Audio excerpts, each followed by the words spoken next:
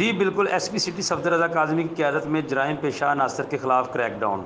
Shahdara police की बड़ी कार्रवाई, 2 रुकनी डकैत गैंग गिरफ्तार। मुलजमान के कब्ज़े से 60,000 नकद रकम, 2 मोबाइल, 2 पिस्टल और गोलियां बरामद। मुलजमान साबका रिकॉर्ड याफ्ता हैं और दौरान तफ्तीश मुलजमान का मज़ीद वारदातों का इंकशाफ। मुलजमान इमरान और हमाद के खिलाफ मुकदमात दर्ज, मज़ीद तफ्तीश जारी।